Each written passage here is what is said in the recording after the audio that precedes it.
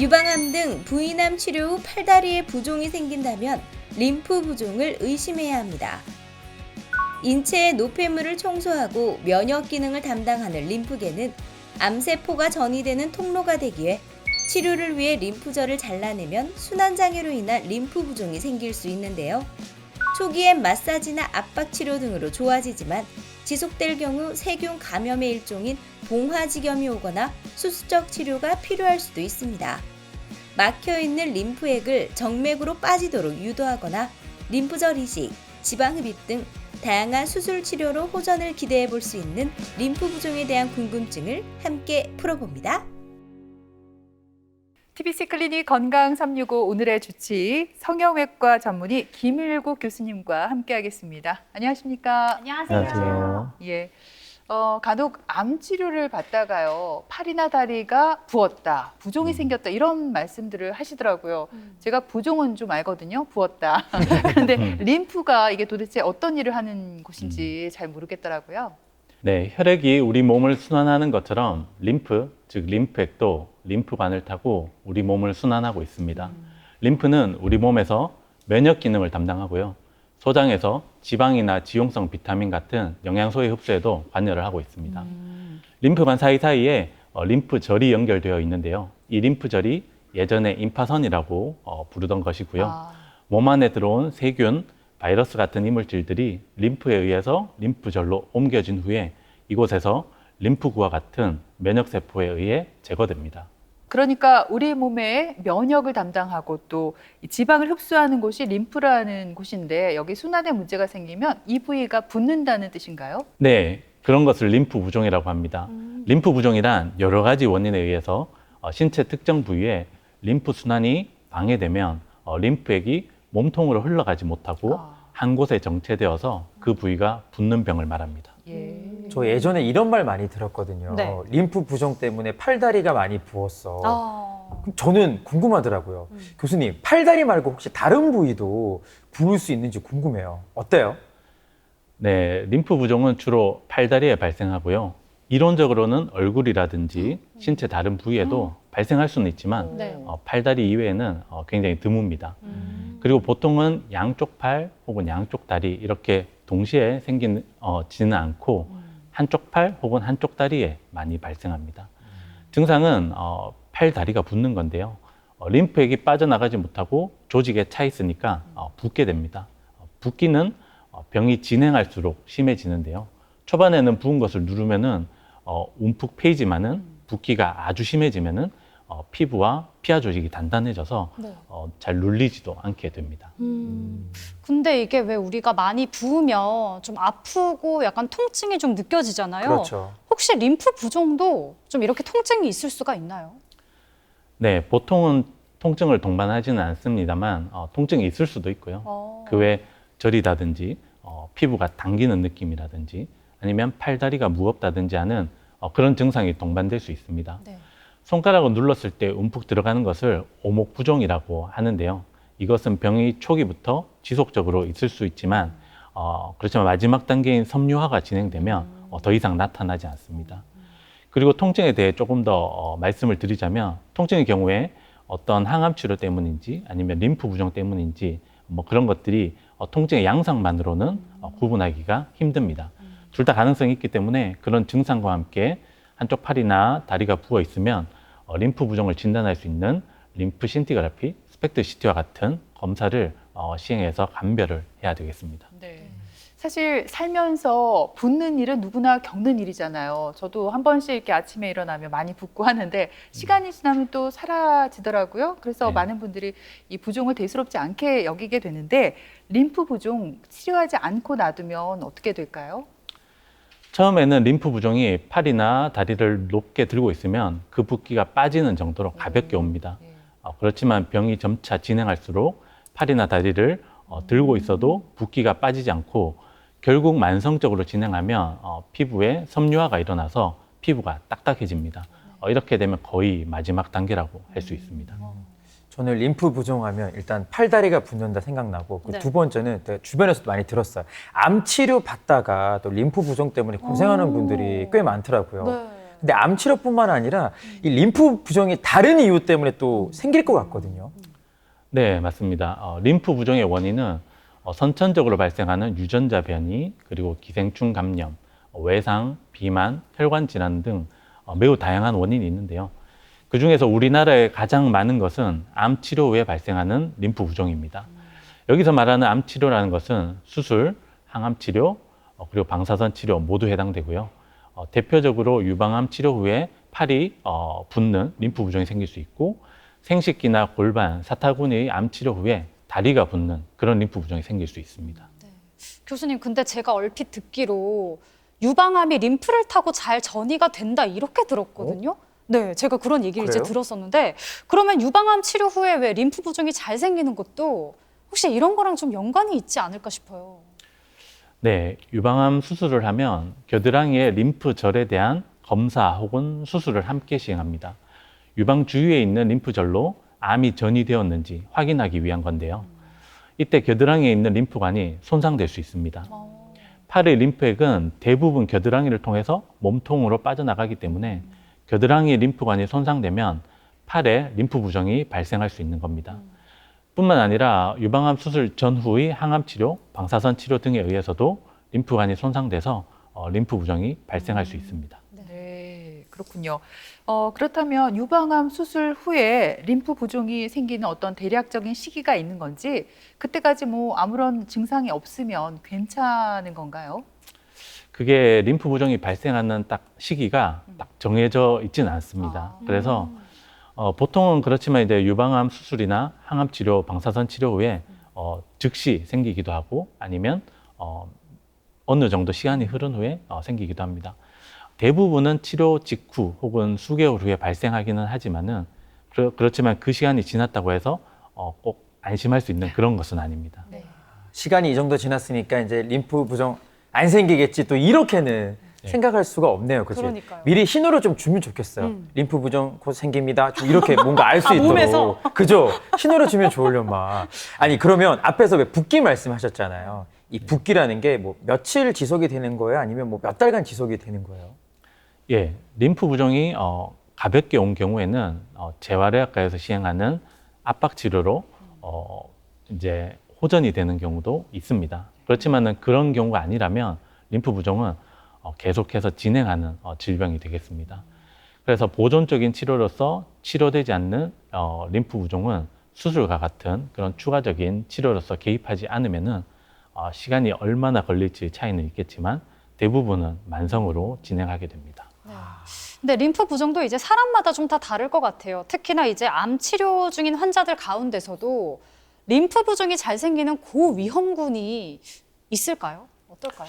네, 고령이라든지 비만, 심혈관계 질환, 그리고 특정 항암제 등 그런 알려진 그런 위험 인자들이 있기는 합니다만, 림프 부종이라는 것이 암 수술이라든지 항암 치료, 방사선 치료와 같은 그런 피할 수 없는 치료 과정에서 발생하는 것이기 때문에 고위험군이라고 해서 그런 치료를 또 안 받을 수도 없고, 그렇기 때문에 일단 발생했을 때 잘 치료받는 것이 중요하다고 생각합니다.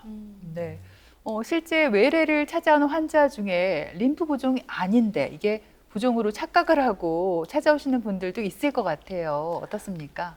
네, 있을 수 있습니다. 우선 림프 부종이면 붓기가 있어야 할 거고요. 그리고 통증은 림프 부종에서 없는 경우도 많아서 통증이 있다고 해서 꼭 림프 부종을 의심해야 하는 것은 아닙니다.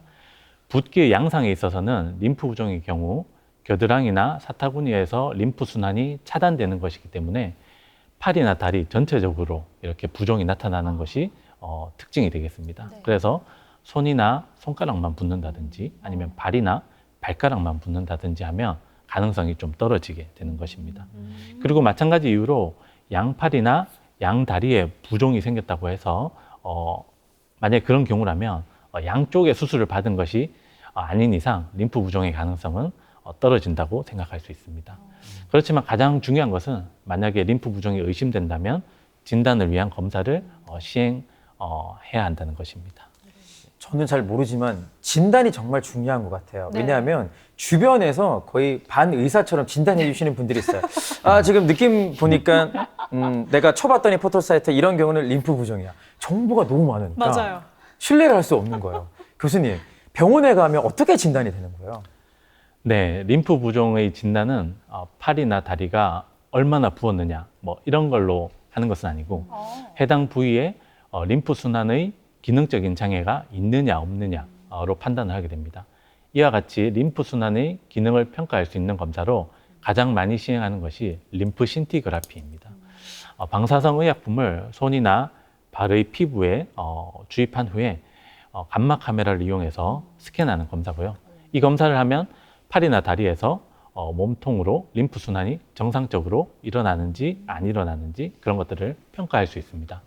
물론 정상적으로 림프 순환이 일어나지 않는 것으로 나오면 팔이나 다리에 붓기가 심하지 않더라도 림프 부종으로 진단이 됩니다. 그 외에 많이 시행하는 검사로 인도사이아닌 그린 림프그래피가 있는데요. 이것은 뭐냐면 인도사이아닌 그린이라는 물질을 손이나 발의 피부에 주입하고 근적외선 카메라로 촬영해서 림프관을 찾는 검사입니다.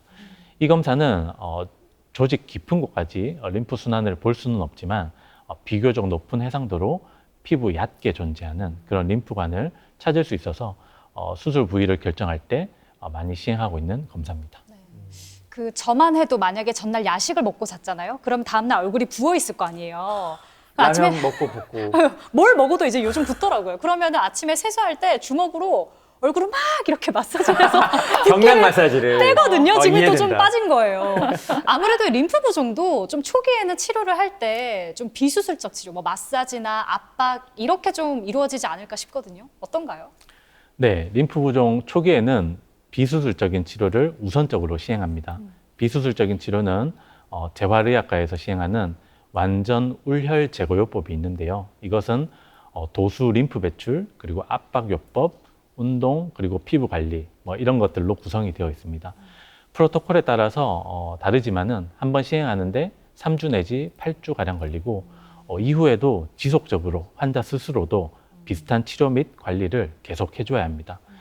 주로 림프 부종 초기 환자들에게 이런 비수술적인 치료가 효과 있는 것으로 알려져 있습니다. 네.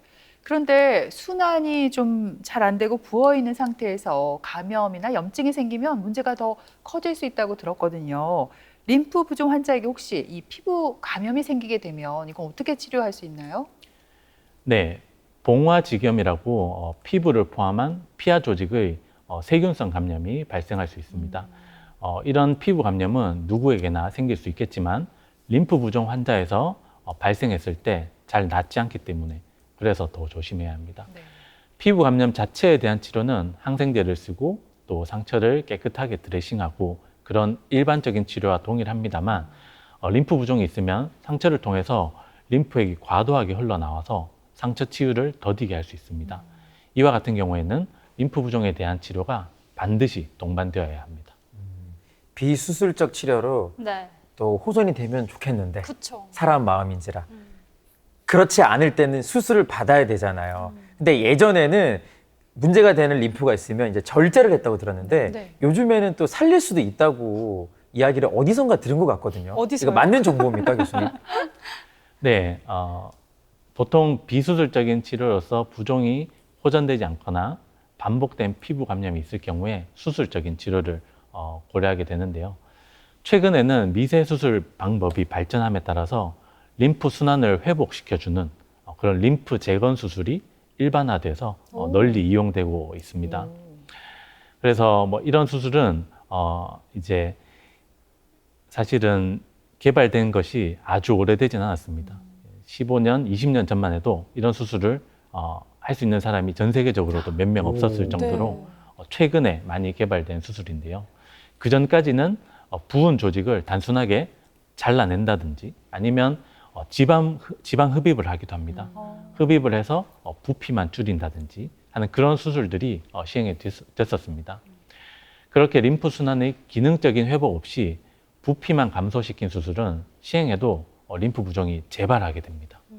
그런 수술 후에는 그리고 또 평생 압박 치료를 계속 받아야 하는 경우가 많았었습니다. 네. 지금 교수님 말씀을 듣고 보니까 왜 꺼진 물도 다시 보자라는 문구가 있는 것처럼 살릴 수 있는 림프는 무조건 살리고 보자 이렇게 문구를 좀 기억을 해두면 좋을 것 같아요. 그러면 교수님 최근에 림프 재건 수술은 좀 어떻게 진행이 되고 있나요? 네, 최근에 두 가지 림프 재건 수술이 개발되어서 많이 시행되고 있습니다. 하나는 림프 정맥 연결술, 그리고 다른 하나는 혈관화 림프절 이식술입니다.